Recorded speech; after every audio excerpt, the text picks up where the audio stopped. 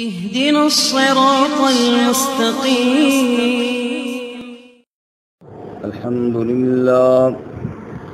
الحمد لله وكفى والصلاة والسلام على خاتم الرسل وسيد الأنبياء وعلى آله وأصحابه الأتقياء. أما بعد فأعوذ بالله من الشيطان الرجيم. بسم الله الرحمن الرحيم. والسماء ذات الرجع والأرض ذات الصدع إنه لقول فصل وما هو بالهزل إنهم يكيدون كيدا وأكيد كيدا فمهل الكافرين أمهلهم رويدا.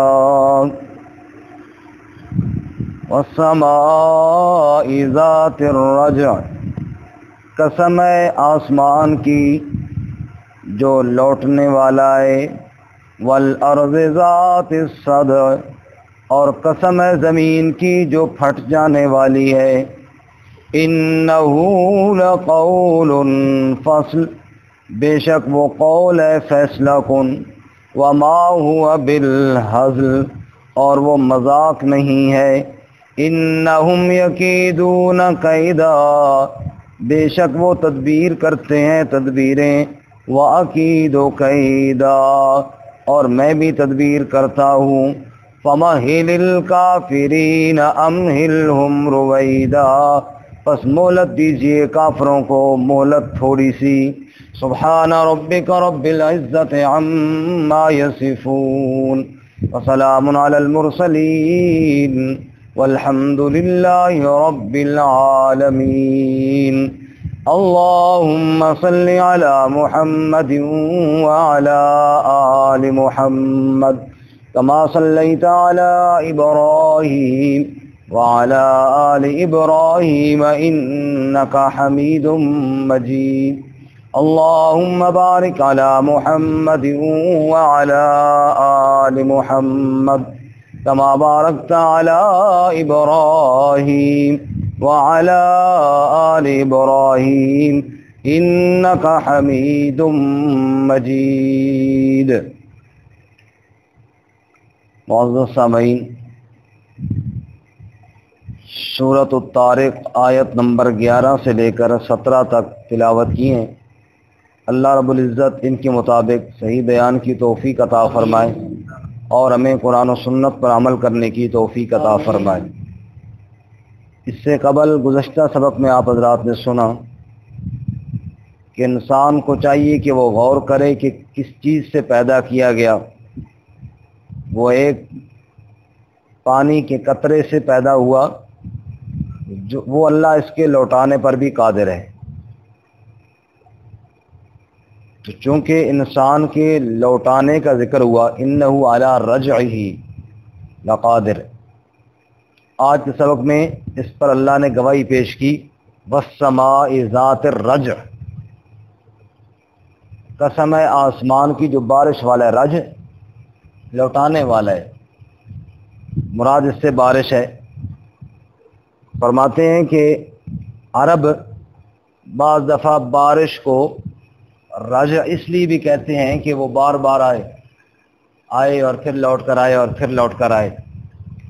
اور رجع بارش اس کو بھی کہتے ہیں کہ سمندر سے جو پانی کے بخارات اوپر جاتے ہیں وہی بادل میں پھر لوٹ کر بارش بن کر نیچے برستے ہیں، تو یہ لوٹنے والی ہے. اور بعض فرماتے ہیں کہ اس سے مراد مطلق رزق ہے. وَفِي السَّمَاءِ رِزْقُكُمْ وَمَا تُوعَدُونَ، اللہ فرماتے تمہارا رزق اوپر ہے، تو اوپر سے روزی اترتی ہے. اسی طرح رجوع کہتے ہیں، میں نے رجوع کر لیا، یعنی لوٹ آیا، واپس آ گیا. قرآن پاک میں لعلہم یرجعون، فقصص القصص لعلہم یرجعون، اے میرے نبی صلی اللہ علیہ وسلم ان کو انبیاء کے واقعات سناؤ تاکہ یہ لوٹ کر آئیں، اللہ کی طرف لوٹ کر آئیں، اللہ کے سامنے توبہ کریں۔ اسی لیے استرجاع کا معنی ہوتا ہے انا للہ و انا الیہ راجعون پڑھنا، راجعون، کہ اس غم کے موقع پر، اس دکھ کے موقع پر ہمارا رجوع کس کی طرف ہے؟ اللہ کی۔ انا للہ، ہم ہیں اللہ کے، و انا الیہ راجعون، اور ہم ادھر ہی لوٹ کر جانے والے ہیں۔ یا مطلب کہ ہم اس غم میں اللہ کی طرف رجوع کرتے ہیں، اللہ کی دربار میں لوٹ کر جاتے ہیں، اس کے سامنے فریاد کرتے ہیں۔ اگر کوئی شخص اپنی بیوی کو طلاق دے، جو طلاق رجی جس کو کہتے ہیں، عدت کے اندر اس کو رجوع، اور اس طلاق کو کہتے ہیں طلاق رجی جس میں رجوع ہو سکتا ہو، اس کو کیا کہتے ہیں؟ طلاق رجی، کہ میں نے رجوع کر لیا۔ برکہ یہ سارے مفہوم ان کا سب کا ایک ہی ہے کہ لوٹ کر جانا اور رجوع کرنا۔ اذان میں ایک لفظ وقال لکھتے ہیں ترجیح۔ حضرت ابو مغیرہ رضی اللہ تعالیٰ عنہ یہ بچے تھے اور کفار کے بچے تھے، خود بھی مسلمان نہیں تھے، تو رسول اللہ صلی اللہ علیہ وسلم باہر تشریف لے کر جا رہے تھے، ان کی آواز ذرا اچھی تھی اور یہ اذان کی نقل کر رہے تھے، بچے جیسے شغل کے طور پر کرتے ہیں، اذان کی نقل کر رہے تھے۔ نبی صلی اللہ علیہ وسلم اوپر سے جب آئے تو بچے نے دیکھا تو بھاگ گئے کہ یہ تو مسلمانوں کے نبی آ رہے ہیں اور یہ امن کی نقلیں اتار رہے ہیں اور یہ تو ظاہر شاید ماریں گے، تو بچے بھاگ گئے، تو آپ نے ان کو پکڑے، یہ پکڑے گئے۔ حضرت ابو مغیرہ قسمت نے ساتھ دیا، پکڑے گئے رضی اللہ تعالیٰ عنہ۔ یہ ڈر رہے تھے کبھی مجھے ماریں گے، تو آپ نے بڑے پیار سے ہاتھ پھیرا کہ کوئی بات نہیں بیٹا، سناؤ ذرا کیا کہے۔ پہلے تو یہ تھوڑا گھبرائے، سناؤ سناؤ کیا کہہ رہے تھے، تو پھر یہ شروع ہوئی اللہ اکبر اللہ اکبر۔ پہلی دفعہ نا تھوڑا آہستہ سے، پھر آپ کہتے اونچا کہو، پھر کہتے اللہ اکبر اللہ اکبر۔ پھر جب اشہد ان محمد رسول اللہ پر پہنچے نا، پھر تو بالکل ہی کہتے میرا دل نہیں کر رہا تھا، کیونکہ نبی پاک صلی اللہ علیہ وسلم کو رسول کہاں مانتے، لیکن آپ نے پکڑے ہوئے کہتے کہو کہو، کیا کہہ رہے تھے کہو۔ تو بس وہ اللہ کے نبی کے سامنے کہنا تھا کہ پھر وہ ایمان دل میں اترتا گیا، تو کہا اشہد ان محمد رسول اللہ، آہستہ سے، آپ اونچا کہو، پھر کہا اشہد ان محمد رسول اللہ کا ہے۔ یہ ہوئی نا بات، تو یہ ہوئی ترجیح۔ یہ پھر مؤذن بنے، جیسے حضرت بلال مؤذن بنے، لیکن یہ ابو محذورہ جو تھے نا رضی اللہ تعالیٰ عنہ، یہ اذان میں ترجیح کرتے تھے کہ نبی پاک کو جیسے سنائی نے پہلے آہستہ اور پھر اونچا، آہستہ اور پھر اونچا۔ ایک تو یہ اس کو کہتے ہیں ترجیح، یعنی وہی الفاظ جو آہستہ کہے ان کو اونچا کر کے لوٹانا، پھر پہلی دفعہ وہ لفظ آہستہ کہے اور پھر ان کو اونچا کر کے لوٹانا، اس کو کہتے ہیں اذان میں ترجیح۔ اور ایک کام اور انہوں نے کیا، ایک تو یہ معمول رکھا زندگی بھر، نبی پاک کو جیسے اذان سنائی تھی نا آہستہ اور پھر اونچا، وہ اذان بھی ایسے ہی دیتے تھے۔ دوسرا، جہاں آپ صلی اللہ علیہ وسلم ہاتھ رکھا نا، بیٹا کوئی بات نہیں کہو، آپ نے وہاں ساری نہیں بال نہیں مڑوائے، پھر چاہیے بالوں پہ اللہ کے رسول کا شفقت والا ہاتھ لگا ہے، یہ میرے اوپر رہنے چاہیے۔ تو بار کا یہ بات ترجیح سے مجھے ترجیح اذان میں لوٹانا۔ والسماء ذات الرجع، قسم ہے آسمان کی جو بارش والا ہے، مرادی معنی بارش والا، ویسے تو لوٹانے والا ہے۔ وہ بخارات جو اوپر گئے ان کو بوند بوند کر کے نیچے لوٹانے والا ہے۔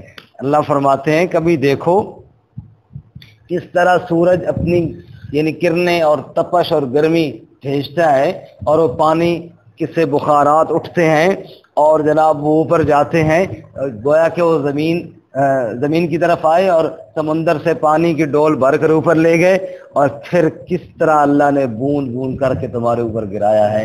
اس اللہ کی قدرت پر تمہیں یقین نہیں ہے؟ تم کہتے ہو کہ دوبارہ کیسے زندہ کیا جائے گا، جو اللہ تعالیٰ یوں پانی کو اوپر لے جا کر پھر بوند بوند کر کے منٹوں میں کتنا پانی جل تھل کر دیتے ہیں۔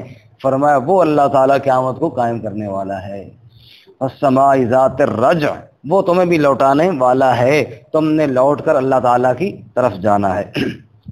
دو بندے آپس میں اگر لڑ پڑے نا، ایک کسی کو کوئی بات کہے بدلے میں وہ بھی اسی طرح کہتا ہے، قرآن کہتا ہے یرجع بعضهم بعضا قولا، یہ بھی ایک طرف بات لوٹا رہا ہے۔ مثال ایک بندہ کہ تو بے ایمان ہے، وہ کہ تو بے ایمان ہے، عموماً ایسی ہوتا ہے جو اس نے کہا وہی آگے سے اس نے کہہ دیا، اس کو کہتے ہیں رجوع کرنا، بات کو اس کے منہ پر دے مارنا۔ قیامت والے دن اللہ تعالیٰ فرماتے ہیں مجرمین بھی یرجع بعضهم بعضا قولا، ایک دوسرے کے اوپر باتیں ماریں گے، وہ کہیں گے جنہوں نے گمراہ کیا ان سے کہیں گے کہ تم نے ہمیں گمراہ کیا، وہ کہیں گے تم ہماری بات نہ مانتے نا، تم نے کیوں ہماری بات مانی، تو بات کو اس کے اوپر لوٹانا۔ رسول اللہ صلی اللہ علیہ وسلم نے ارشاد فرمایا وہ شخص بڑا بدبخت ہے جو اپنے ماں باپ کو گالی دے۔ کیا جی یہ کون بدبخت ہوگا جو ماں باپ کو گالی دے؟ فرمایا جو کسی کے ماں باپ کو گالی دے گا نا وہ بات کو لوٹا کر اس کے ماں باپ کی طرف پھینکے گا۔ یہ بھی وہ لوٹنے والی بات ہوگی کہ یہ اگر کسی کے ماں باپ کو گالی دے گا احسان صاحب تو وہ کیا کریں گے؟ اور دیکھو تھوڑی مشہوری بہت سی انشاءاللہ مشہوری فری ہے سر کا،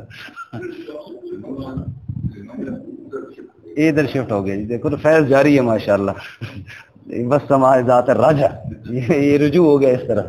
تو بارک فرمایا کہ کسی کے ماں باپ کو گالی دے گا وہ بدلے میں باپ کو لوٹا کر اس کے ماں باپ کی طرف پھینکے گا۔ تو اللہ کے رسول صلی اللہ علیہ وسلم فرماتے ہیں کہ گویا کہ یہ بندہ خود سبب بنا ہے اپنے ماں باپ کی گالی کا، تو یہ بات کو دوسرے کی بات کی طرف دے مارنا اس کو بھی رجوع کہتے ہیں۔ فرماتے ہیں والسماء ذات الرجع، قسم ہے بارش والے آسمان کی، والارض ذات الصدع، اور زمین کی جو پھٹ جانے والی ہے، زمین کی جو پھٹ جانے والی ہے۔ پھٹ جانے والی سے مراد یہ ہے، فرماتے ہیں کہ زمین کے اندر آپ دانہ جب بوتے ہیں تو پھر وہ زمین کو چیر کر باہر نکل آتا ہے، یہ کون اس کو باہر نکالنے والے ہیں؟ یہ تمہارا اللہ نکالنے والا ہے۔ تو گویا کہ آسمان سے پانی برسایا، بارش برسائی اور پھر زمین کا سینہ چیر کر تمہارے لیے غلے اور اناج نکالے جی۔ اور سورۃ عبس میں فرمایا فَلْيَنْظُرِ الْإِنسَانُ إِلَىٰ طَعَامِهِ، فَلْيَنْظُرِ الْإِنسَانُ إِلَىٰ طَعَامِهِ، انسان کو چاہیے اپنے کھانے اور خوراک کی طرف غور کرے۔ أَنَّا صَبَبْنَا الْمَاءَ صَبًّا ثُمَّ شَقَقْنَا الْأَرْضَ شَقًّا، ہم نے آسمان سے پانی کو پلٹا اور پھر ہم نے زمین کا سینہ چیر دیا۔ فَأَنبَتْنَا فِيهَا حَبًّا وَعِنَبًا وَقَضْبًا وَزَيْتُونًا وَنَخْلًا، پھر ہم نے اس میں سے تمہارے لیے اناج نکالے، اس میں سے زیتون نکالے، کھجوریں نکالی، طرح طرح کے میوے نکالے۔ فرمایا متاعا لکم ولانعامکم، کچھ تم کھاتے ہو کچھ تمہارے مویشی جانور کھاتے ہیں، لیکن پانی برسانے والا بھی اللہ اور زمین سے غلے کو نکالنے والا بھی کون؟ اللہ۔ والسماء ذات الرجع، قسم ہے آسمان کی جو لوٹانے والا ہے یعنی بارش والا، والارض ذات الصدع، اور قسم ہے زمین کی جو پھٹ جانے والی ہے۔ جواب قسم، قسم کھانے کے بعد کیا مقصد ہے؟ مقصد یہ ہے انہ لقول فصل، یہ جو کلام الہی ہے، یہ جو قرآن کریم ہے، لقول فصل، یہ ایک فیصلہ کن کلام ہے، یہ رب کا کلام فیصلے والی کتاب ہے۔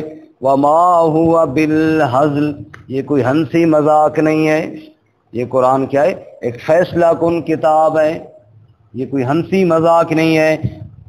گویا کہ ہر معاملے میں اور بالخصوص قیامت کے معاملے میں جب قرآن نے کہہ دیا کہ قیامت قائم ہوگی تو یہ کوئی ہنسی مذاق نہیں ہے، یہ اللہ کا اٹل فیصلہ ہے۔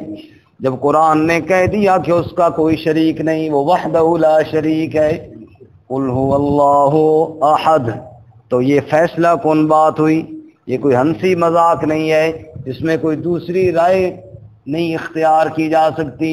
جب قرآن نے کہہ دیا، اللہ کریم نے اعلان کر دیا قرآن پاک میں کہ فرمایا محمد الرسول اللہ صلی اللہ علیہ وسلم اللہ کے آخری رسول ہیں، فرمایا اب یہ کوئی ہنسی مذاق نہیں ہے، کہ جناب اس میں سے کسی اور جھوٹے نبی کو گنجائش قطعاً کوئی نہیں. وما ہوا بالہزل، یہ کوئی ہنسی مذاق نہیں.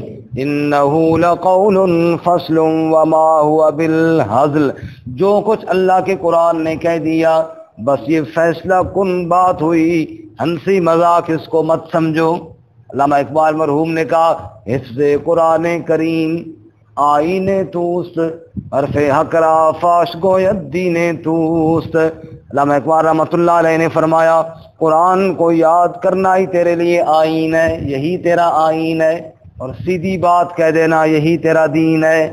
تیرا آئین وہ اللہ کی کتاب ہے، اللہ کا قرآن ہے. اس لیے فرماتے ہیں انہ لقول فصل وما ہوا بالہزل، یہ کوئی ہنسی مذاق نہیں. تو معلوم ہے قرآن پاک فیصلہ والی کتاب ہے. ہم نے تو قرآن پاک کو صرف تویزوں والی کتاب سمجھا یا اور جناب مردے بخشوانے والی کتاب، لیکن اللہ کیا فرماتا ہے یہ فیصلے والی کتاب ہے. کتاب اللہ کو پڑھو اور اس کے ذریعے فیصلے کرو.